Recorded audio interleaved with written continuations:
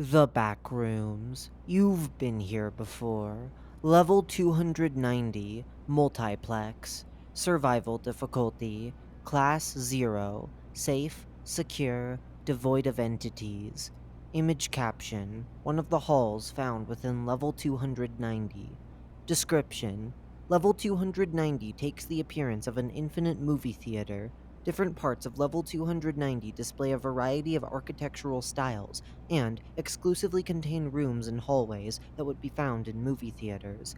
The layout of the level is much more complex than a normal front rooms theater, with hallways abruptly stopping and doors that are right next to each other leading to wildly different paths of the level.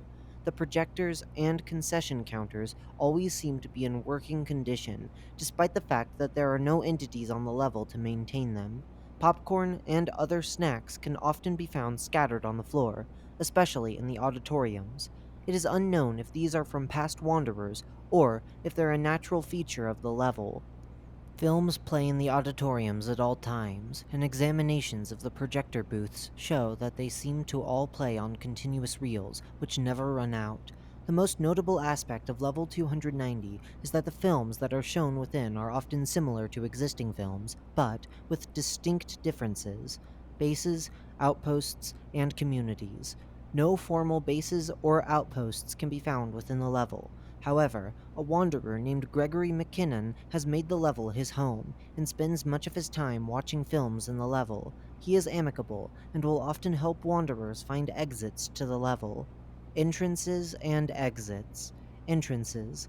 Metal doors, which can be found in level 68, Theater, Revision, The Eater, will lead here. The standard exits found in level 177, Standing Ovation, will occasionally lead here. Exits. Red doors found in this level will lead to level 74, Stage Fright. Walking through a movie screen when it's playing an episode of the show associated with level 104, The Edge of the World, will lead to that level.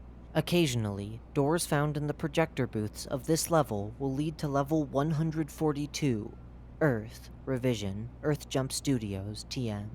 Selected film log. This is a selected log of films that have been seen playing in the various auditoriums of level 290.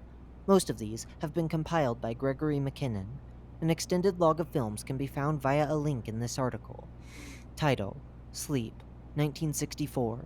Original summary: a 5-hour experimental film in which a man, played by John Gorno, is filmed sleeping from various angles. Many sections of the film are looped or used more than once. Notable changes: during the third hour of the film, Gorno wakes up and leaves the shot. The film continues as normal after this, only showing an empty bed.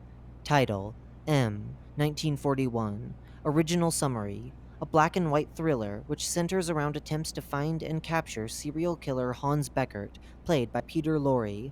Notable changes: the film is exactly the same until the 16-minute mark, when Beckert whistles in The Hall of the Mountain King by Edvard Grieg, as seen in the original film.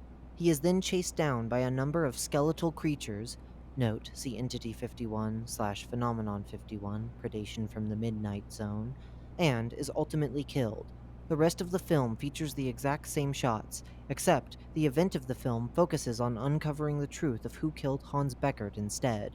This search is ultimately unsuccessful, and the film ends abruptly at the 111-minute mark with no clear conclusion. Title: Blood for Dracula, 1974. Original summary: a low-budget horror movie in which Count Dracula, played by Udo Kier, needs to drink virgin blood to survive. He is forced to move to Italy due to the lack of virgins in his home country. He moves into the estate of Di Fior family with the intention of drinking the blood of their 4 daughters. 2 of the daughters are more promiscuous than they let on, and he is weakened by their quote-unquote tainted blood. Dracula is eventually exposed as a vampire and dismembered by the estate's handyman. Notable changes: the film is the same until Dracula's arrival in Italy.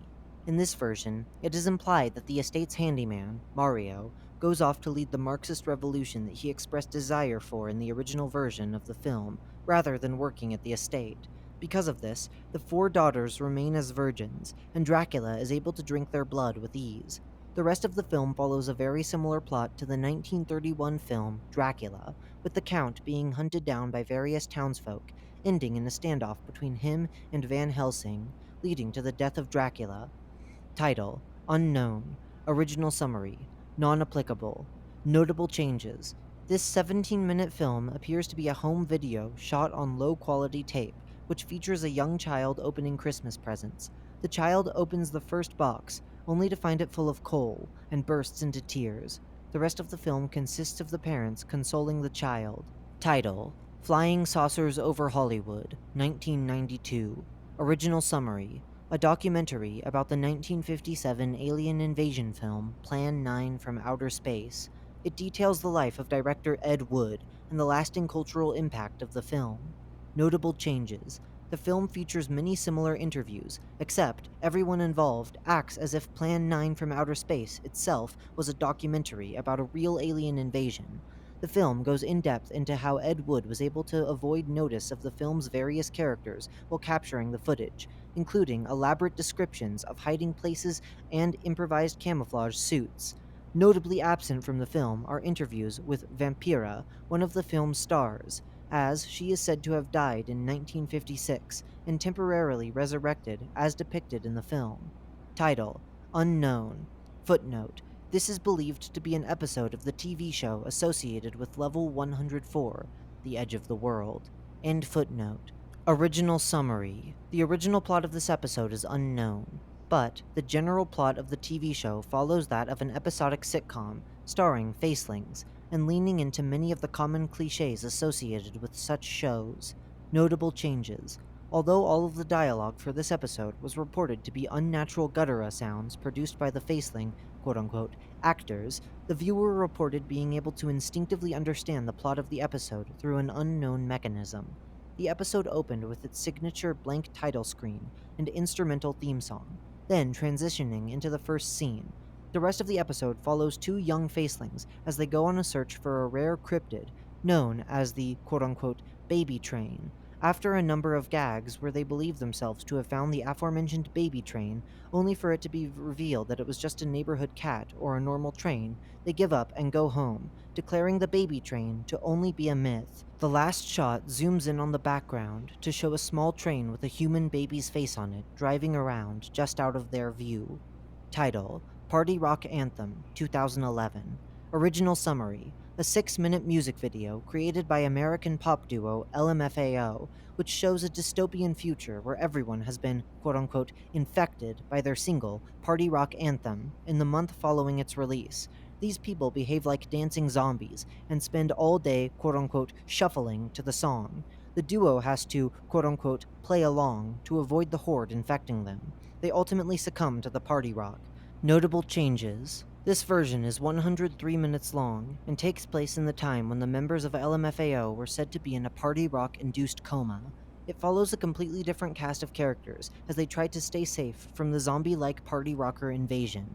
The film ends in a standoff as the two main characters, played by John Malkovich and Jamie Lee Curtis, attempt to fight off a horde of party rockers using various handmade weapons. They ultimately succumb to the party rock, and the film cuts to the credits.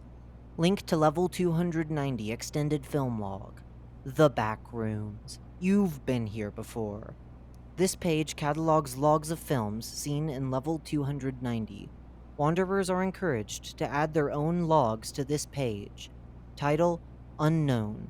Footnote: this is believed to be an episode of the TV show associated with Level 104. End footnote. Original summary: the original plot of this episode is unknown, but the general plot of the TV show follows that of an episodic sitcom starring facelings, and leaning into many of the comedic cliches associated with such shows. Notable changes: although all of the dialogue for this episode was reported to be unnatural guttural sounds produced by the faceling, quote-unquote, actors, the viewer reported being able to instinctively understand the plot of the episode through an unknown mechanism. The episode opened with its signature blank title screen and instrumental theme song, then transitioning into the first scene. The rest of the episode follows two young facelings as they go on a search for a rare cryptid known as the quote-unquote baby train. After a number of gags where they believe themselves to have found the aforementioned baby train, only for it to be revealed that it was just a neighborhood cat or a normal train, they give up and go home, declaring the baby train to be only a myth. The last shot zooms in on the background to show a small train with a human baby's face on it, driving around just out of their view. Throughout the show, there are a number of laugh tracks that often start in inappropriate times and continue for as long as 18 minutes, sometimes developing into fits of coughing or cries for help. Title: The Dark. Original summary: a 23-minute horror movie about an odd phenomenon where the lights in the cast's house will randomly turn off, and, when turned back on, one of the 12 cast members will disappear. Notable changes: every time the movie is finished, a new cast will replace the old one. The entirety of the quote unquote script will also be changed once the movie is finished. There is a possibility that the movie is not scripted, as many people watching feel it's unscripted, due to the fact that all fear has an uncanny feeling as if it were real. It is not confirmed if this is scripted or not. There have been reports of shadowy humanoid entities appearing in the background of the film. These humanoids will appear for a few seconds before leaving and regularly go undetected. Smilers have been seen in the background of the film as well, and will disappear almost instantly. A wanderer once said that they had seen one of their family members in the film. He said that she looked paranoid for the near entirety of the film, before being the last one to disappear. The credits then rolled, and the wanderer said that he had seen her name on it. After this was reported, the Meg confirmed that she disappeared on the exact day that the wanderer had seen the film. Title: 12 Angry Men, 1957. Original summary: the film follows a jury discussing if a young adult murdered his father, in which only one man believes that he is innocent and tries to convey the stubborn jury, and ends with them deciding that there is reasonable doubt, so they can't kill a kid. Notable changes: at one point in the normal film, the main character pulls out a switchblade to use it as a model to disprove that the man could have been murdered with the alleged murder weapon, a switchblade. However, in this scene, the main character sheds their skin, similar to how a skin stealer would, and proceeds to stab the other members of the jury to death. Juror 1 attempts to stop him, but is pushed to the floor, and is not seen in the next frame. 2 jurors were also seemingly transformed into a clump and a smiler randomly.